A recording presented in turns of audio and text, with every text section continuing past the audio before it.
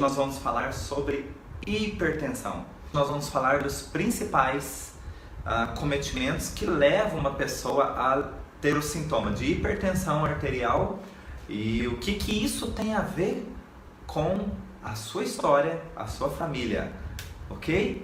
Então vamos ao tema de hoje. Será que realmente a hipertensão é algo que não tem cura? Porque o que nós observamos é que em 99% dos casos, o que acontece? As pessoas utilizam de medicamentos para um certo controle da hipertensão, né? E isso é dado como se fosse uma sentença, ou seja, quando a pessoa é diagnosticada com hipertensão arterial, ela normalmente recebe a notícia de que, olha, você vai receber esse remédio aqui e nunca mais você pode se esquecer de tomar esse remédio, porque se você esquecer, sua pressão vai subir e você pode ter consequências, como por exemplo, um AVC, um AVE, ou seja, o popular derrame. Então o que acontece? Você, quando é diagnosticado como uma pressão arterial, você normalmente recebe uma sentença, ou seja, isto é para o resto da sua vida, ok? Então o que acontece quando nós recebemos esse tipo de notícia? Ela é muito dura, ela é muito limitante, ela tira todas as expectativas de você ter uma vida natural. O que é dito é que você vai ter uma vida controlada. Tudo bem, não quero dizer aqui que está errado. A verdade é que você pode ganhar tempo e finalmente, nesse ganho de tempo, buscar algo que possa vir ao encontro de uma resolução. E resolução, nós dizemos que bom se houver uma intervenção, que bom não, que excelente se houver uma intervenção onde você possa ganhar tempo, mas chegar o momento em que você não precise mais daqueles medicamentos. Ou seja, o medicamento ele vai ajudar você no controle de uma pressão arterial que está lá toda desordenada, mas dizer que você precisa dele para o resto da vida é uma sentença. Então, hoje, até o final desse vídeo, eu quero mostrar para você que hipertensão arterial não é uma sentença, tá? E sem ultrapassar, sem sobrepor qualquer outro tipo de tratamento. Por que isso? Porque o seu próprio organismo tem condições de virar a página. Ou seja, ele de uma maneira ou de outra te avisou que havia uma desorganização dentro desse controle da pressão arterial, e quando houver uma organização, ele também tem condições de te avisar. Então, por isso que de forma natural, o seu organismo é quem vai dizer o momento em que ele não necessita mais. Que jeito isso? Se você toma medicamentos para controlar a sua hipertensão, e a sua hipertensão ela vai controlando naturalmente, esses medicamentos vão começar a ter um efeito a mais. Ou seja, você vai precisar ir ao médico porque você vai começar a apresentar sintomas ao contrário. Ou seja, o seu organismo começa a brigar com o medicamento e o seu médico, aquele mesmo que receitou o medicamento para a hipertensão arterial, ele mesmo vai baixar a dosagem ou suspender o medicamento. Ou seja, por isso que eu quero que você que esteja assistindo esse vídeo, se você sofre de pressão arterial alta ou desregulada, enfim e tal, ou conhece alguém que sofra com isso, o importante é que você saiba que isso é apenas um ganho de tempo e que a qualquer momento, com a intervenção correta, você pode encontrar o caminho da resolução, ou seja, o seu organismo pode se curar. A resposta até o final desse vídeo. Então vamos lá. Como é que acontece isso? O que isso tem a ver?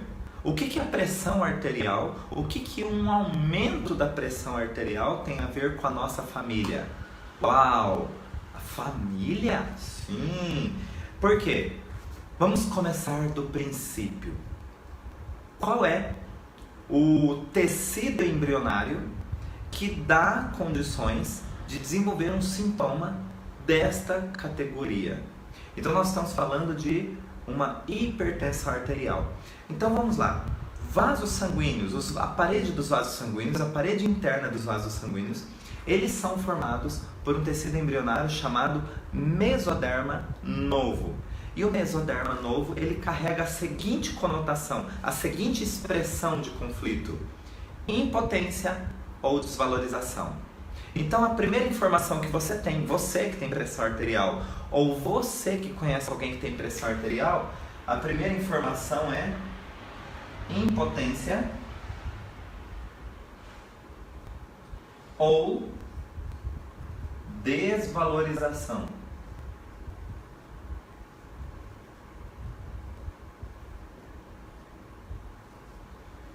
Esses dois sentimentos, essas duas expressões de sentimentos, essas duas expressões de sentimentos, elas ilustram aquilo que você tem como um cenário dentro de um conflito. Ou seja, você viveu alguma coisa na sua história, alguma cena da tua história, onde você sentiu-se fortemente impotente ou desvalorizado. Como isso? Vamos lá, você precisa viver uma situação que ao mesmo tempo é impactante, inesperada e vivida ainda em isolamento. Isso significa que você acabou de viver um choque. Um choque, sim, choque que nós chamamos um choque biológico. Choque biológico é toda vez que você tem uma situação que te pega de surpresa, onde você não consegue utilizar de um mecanismo arcaico de sobrevivência chamado de luta ou fuga. Então, você tem necessidade de acionar um programa biológico de sobrevivência. E nesse caso, quando você tem um choque, que você viveu uma situação muito forte com um sentimento de impotência ou desvalorização, você tem o mecanismo acionando um tecido chamado mesoderma. Mesoderma novo dentro da classificação das 5 leis biológicas. E o que a pressão arterial tem a ver com isso? Acontece que a parede dos vasos sanguíneos das artérias são formadas pelo mesoderma, ou seja, são segmentos do corpo que vão ter que reagir toda vez que eu tenho uma cena impactante, inesperada, dentro de um clima, um cenário de impotência ou desvalorização. Então o que acontece? Vamos desenhar, vamos imaginar que aqui seja o nosso cérebro. E o nosso cérebro, ele registra exatamente tudo o que acontece conosco. E principalmente quando nós vivemos um choque. E um choque, vamos ilustrar aqui como sendo um ponto negativo. Ou seja, aquele ponto do cérebro que registrou essa cena que te pegou de surpresa, registra como sendo um ponto negativo. Por que negativo? Porque tirou de você naquele momento a oportunidade arcaica de sobrevivência, de lutar ou de fugir. Então, eu tenho um ponto negativo aqui, porque você vai precisar ganhar tempo. Isso é um fato. Agora, o que é interessante é que esse sentimento de impotência ou desvalorização dentro de uma cena, ele pode ser real, ele pode ser simbólico, ele pode ser imaginário ou ele pode ser virtual. Mas o nosso cérebro interpreta todas essas origens como sendo reais. Isso significa que você pode levar um susto, você pode cair numa cilada, ou seja, que não é real, é algo programado, é algo forjado, porém, se para sua percepção aquilo foi impactante e inesperado, você tem um registro de que aquilo foi real, mesmo que depois, posteriormente, seja revelado, porque o seu cérebro já registrou como sendo real. Muito bem, dentro desse contexto de impotência e desvalorização, nós temos então um registro no cérebro. Supondo que esse registro aqui no cérebro seja o ponto de entrada ou a representação cerebral onde se localizam vasos sanguíneos o que acontece? Esses pontos também estarão negativos. Ou seja, nós teremos aqui órgãos ou tecidos funcionando inadequadamente. Por que isso? Porque a representação cerebral tem uma lesão ou um conflito. Chamamos de lesão por conta dessa negatividade que fica expressa lá no cérebro, como sendo real. E o que nós fazemos? O que nós podemos fazer para positivar esses pontos? Nós precisamos entender a origem desse fator causal, a origem desse sintoma. Então nós precisamos olhar um pouquinho mais para as características desse sintoma. Então vamos lá, nós estamos falando de vasos sanguíneos e exatamente toda vez que nós falamos de vasos sanguíneos, nós vamos lembrar de sangue. E sangue vai lembrar quem? A sua família. Isso mesmo, toda vez que você fala de sangue, tem família no meio. E pode ser uma família real, simbólica, imaginária ou virtual. O que isso significa? Significa que se você tem um animal de estimação e chama ele de filhinho, ele é um membro da sua família. E se acontecer alguma coisa com ele que seja impactante, inesperada, vivida em isolamento, dentro de um cenário de impotência ou desvalorização, você vai desenvolver o quê? Alguma disfunção em vasos sanguíneos. Agora, nós não temos somente artérias. Nós temos artérias e nós temos veias. Como é possível identificar um conflito que vai atingir então a parede das artérias e gerar uma pressão arterial aumentada? Então vamos lá. A parede das artérias é quem vai ajudar a fazer uma pressão para que o sangue seja ejetado com mais velocidade, com mais potência. Para ficar fácil de visualizar isso, é só imaginar que você está regando um jardim. Quando você diminui a saída de água, o que acontece? O esguicho sai mais longe, ele atinge uma velocidade, uma pressão mais alta, por isso ele vai mais distante. Quando você afrouxa o bocal da mangueira, né, que está regando o jardim, o que acontece? A água sai com menos pressão, a água sai com menos pressão. Então, dá pra gente imaginar exatamente isso, como sendo uma mangueira de jardim. Toda vez que eu estreito ou diminuo a luz do túnel, eu vou ter uma pressão arterial aumentada. Beleza. Então, nós estamos falando de artérias e estamos falando de veias. Qual a função das veias? As veias têm uma noção de purificar, de levar uma sujeirinha embora, levar uma impureza embora, né? A grosso modo falando, sem entrar em detalhes fisiológicos, mas tem uma função de levar impurezas embora. Ponto.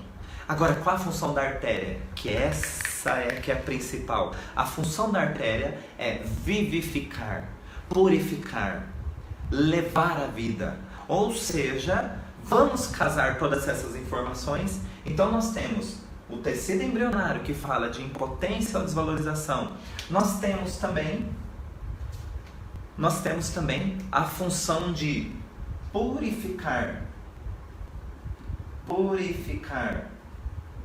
barra vivificar, que são as funções da artéria. E nós falamos também de um terceiro elemento que é, toda vez que eu tenho sangue envolvido, eu tenho também família nessa historinha.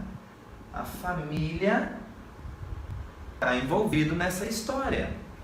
Então, olha só, conseguimos construir um cenário que pode ilustrar um conflito que vai levar o indivíduo a um aumento da sua pressão arterial. Ele precisa viver uma situação de choque na sua percepção, ou seja, uma situação impactante, inesperada e vivida em isolamento. Além disso, o cenário dessa hipertensão arterial ele precisa estar vivendo uma situação de impotência ou desvalorização. Além disso, em uma noção de purificar, vivificar, em que contexto? Dentro do contexto familiar. E é por isso que a pessoa acaba desenvolvendo uma situação que vai ser diagnosticada como sendo hipertensão arterial. Então nós temos esse cenário para quem tem hipertensão arterial. Ou seja, hipertensão arterial não é para quem quer, é para quem pode. Agora, infelizmente, no que nós mais temos são conflitos familiares. Na nossa sociedade atual, o que nós mais temos são conflitos familiares. Isso porque as pessoas não têm mais diálogo, as pessoas não se sentam mais à mesa para conversar com os seus familiares. As pessoas nem se sentam à mesa para jantar, almoçar com seus familiares. Quem dirá ter resoluções, discussões positivas, discussões no sentido de o que seria melhor para fazermos juntos. Então esse assunto família, ele é muito sério. Quanto mais as famílias estão se desmembrando, mais nós teremos pacientes com pressões arteriais elevadas. E às vezes a pessoa tem uma pressão arterial elevada com um pouquinho elevada, vamos dizer assim. E tem pessoas que vão ter pressão arterial elevada, muito elevada, os picos de pressões arteriais elevadas, mesmo com a pessoa tomando medicamento. Quando é que isso acontece? Quando a pessoa entra no processo de crise. Nós chamamos dentro do bioalinhamento de crise epileptoide. Então, mesmo a pessoa tomando medicamento para controlar essa pressão arterial, muitas vezes ele não é suficiente para conter esse controle. Ele sai do controle. E por que sai? Por conta de um programa biológico. A nossa biologia ela é muito mega poderosa. E o que isso quer dizer?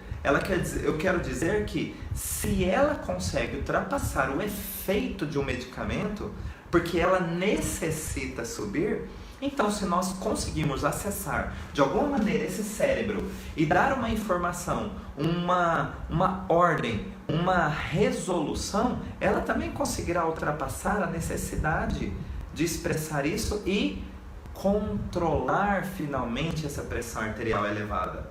E é aí que nós vamos enxergar um processo de resolução. A nossa biologia é comandada pela nossa percepção e não somente a fisiologia por si só. A fisiologia por si só, ela é muito bonita, chega a ser poética, mas ela ainda é pobre. Quando nós inserimos a percepção atuante sobre a nossa fisiologia, então nós temos uma coerência que vai além do poético, da beleza fisiológica, mas nós vamos para uma funcionabilidade de que faz sentido, porque sempre o nosso organismo sempre busca a sobrevivência. Quer ver como que o nosso organismo sempre busca a sobrevivência? Se você, porventura, teve lá uma crise, um surto, e você fala assim, puxa, eu vou embora desse mundo cruel, e você pega um balde cheio d'água e enfia a cabeça dentro. E aí, quando você não consegue mais respirar, você vai abrir a sua boca, e sabe o que vai acontecer? Ao invés de você começar a engolir um monte de água, o seu corpo, sem que você dê comando, o que ele faz? Ele se contrai inteiro para que a sua cabeça saia da água, mesmo contra a sua vontade.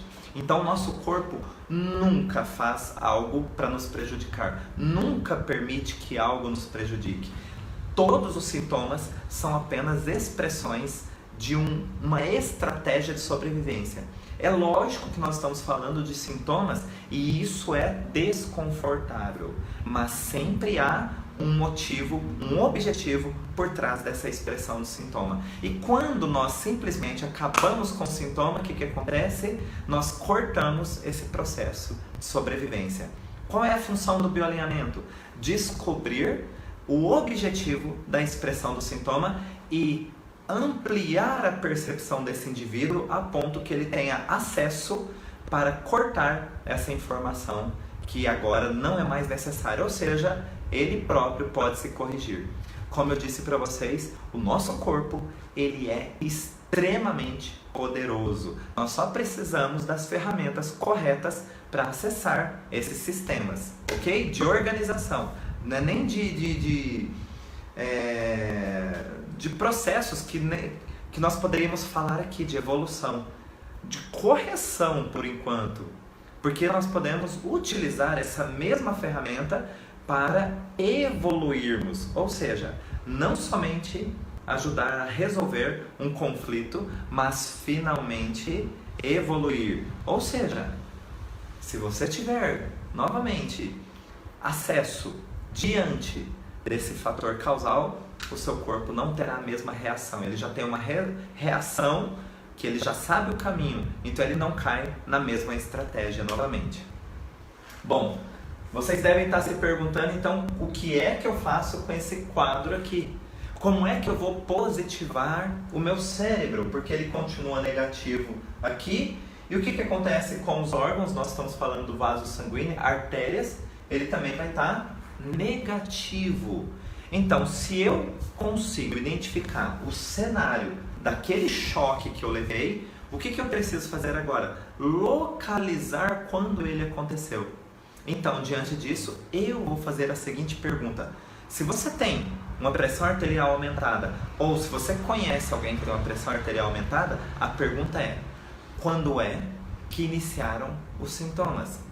Então, não é quando você foi diagnosticado, é quando é que iniciaram os sintomas. Pergunta simples, objetiva. Ah, foi há 6 meses atrás, foi há 2 anos atrás, foi há 20 anos atrás. Vamos lembrar o seguinte: o nosso organismo ele é ele é um conjunto biológico mega power poderoso. E aí, se você tem uma situação já crônica, você precisa entender que se você tivesse uma casa e ela tem uma infiltração, ela pode de repente começar a manchar as paredes, e de 6 em 6 meses você vai ter que pintar aquela parede novamente, porque ela vai criando bolores, ela vai ficando escurecida, enfim e tal. E você passou 20 anos fazendo isso. Um dia chegou um primo teu e disse: por que você não chama um encanador? E aí você teve aquela sacada. E aí você chamou o encanador, e esse encanador foi lá e descobriu a causa, que era um caninho, uma rachadura na conexão.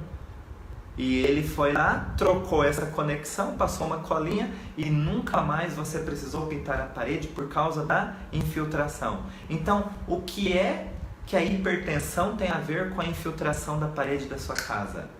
Se você vai no fator causal, você resolve o problema e não precisa mais cuidar dos sintomas, ou seja, das consequências. Exatamente, se você seguir esse raciocínio, você entende que não importa quanto tempo faça, o importante é que você descubra a causa real daquele sintoma, daquele desconforto. Quando você descobre a causa real, vem junto a resposta do objetivo. E quando você entende tudo isso, é a hora de virar a chavinha, é a hora de virar a página e ter uma vida completa. O seu organismo, ele tem total condições de restabelecer uma função. E é nesse momento que você identifica todo o cenário daquele choque associado à data de onde começou, de quando começou, você identifica uma história que aconteceu aí na tua vida. Um trecho de história que foi o choque. Vocês sabiam que colesterol alterado, geralmente alterado é para cima, né? Um colesterol aumentado, ele tem um objetivo muito, muito interessante. Porque esse colesterol, ele vai servir como se fosse um cimento. Isso mesmo. O colesterol, ele tem a função de fazer como se fosse um recapeamento. Imagine o asfalto em frente à sua casa, todo danificado. O colesterol, ele é como aquele cimento ou aquela nova camada que vem cobrindo buracos. Isso porque o seu organismo, o seu vaso sanguíneo, começou a sofrer necroses. E se ele começa a sofrer necroses, ele não vai causar buracos, mas ele começa a provocar, digamos, depressões ou um afinamento da parede desses vasos sanguíneos. E quando você começa a virar a página, o que acontece? O seu organismo vai lá e fala, vamos recapear isso daqui? E ele começa então a cobrir os buracos, a cobrir como se fossem as rachaduras através do colesterol. Ele é como uma cola, como um cimento que gruda na parede das artérias. E por que isso acontece? Porque você está se alimentando mal? Não. Isso acontece porque você tem um terreno. Isso significa que tem muitas pessoas que não se alimentam adequadamente e não tem o colesterol aumentado. É sorte? É genética? Não. É porque não tem terreno.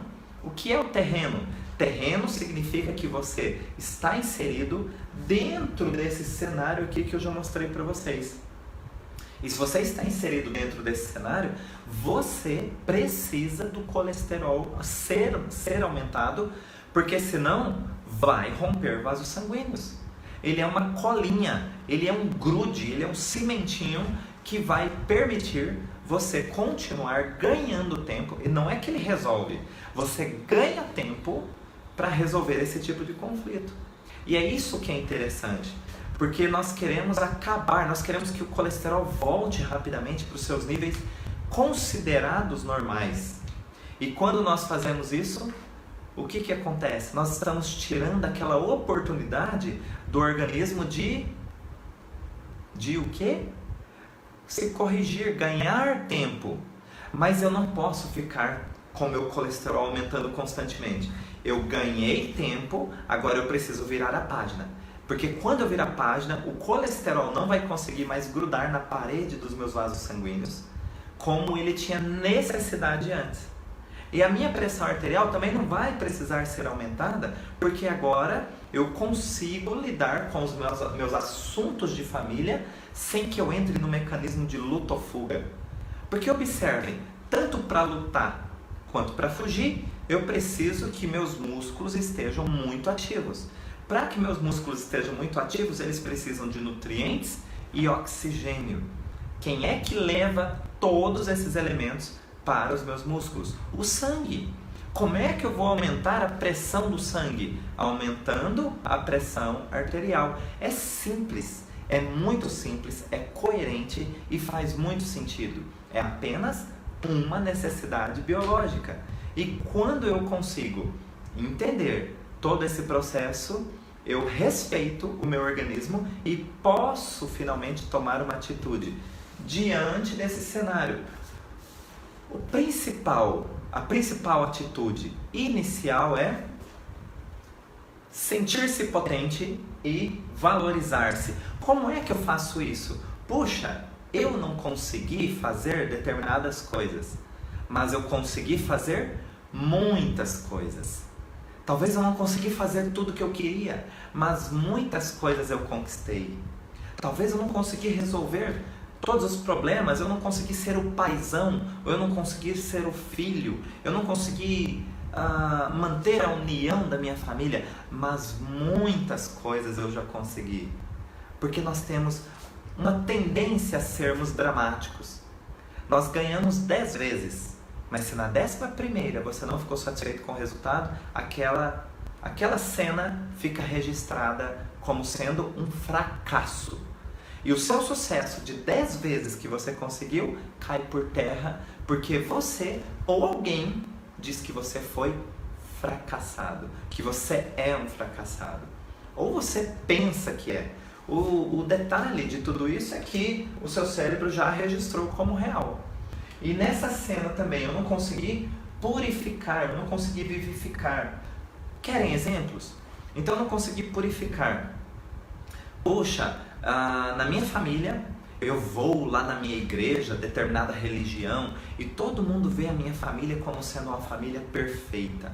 E de repente, alguma coisa aconteceu que a minha família, houve uma briga, por exemplo. uma discussão de família, onde os vizinhos escutaram, os vizinhos souberam, e eu quis mudar essa cena, mas não consegui. E aí, quando eu saio na rua, pra mim, eu fico imaginando que as pessoas, o que as pessoas estão dizendo da minha família, que era um exemplo para a sociedade, que agora só corre, como que chama? Burburinhos, correm fofocas de que naquela casa as pessoas gritam, que naquela casa as pessoas se xingam, se maltratam. Então o que acontece?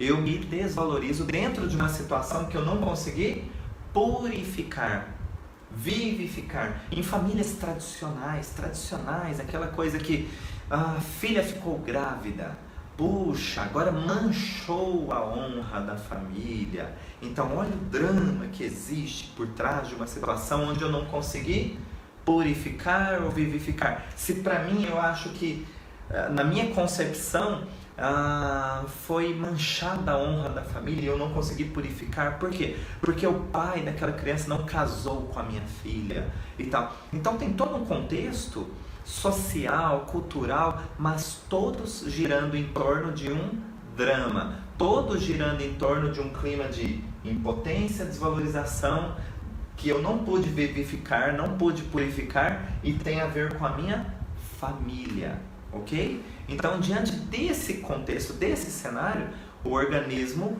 vai adotar uma estratégia de sobrevivência, que é um aumento de pressão arterial, na tentativa de ganhar tempo, na tentativa de aumentar a função rápida de músculos, porque assim eu levo mais sangue, e finalmente resolver rapidamente, através da luta ou através da fuga. E quando eu entendo tudo isso e tomo atitudes onde eu me sinto potente, onde eu me sinto valorizado, onde eu me sinto capaz de purificar ou vivificar, e isso tudo dentro do cenário da família, o que acontece?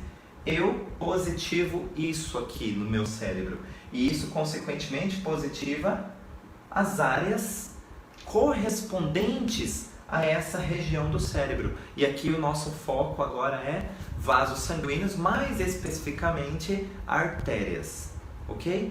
Mas aqui positivar não é que é pensar positivo, eu preciso de ações, eu preciso de realizações, eu preciso de atitudes que me façam estar aqui no tempo presente, ou seja, aqui e agora eu sou capaz, eu me sinto valorizado.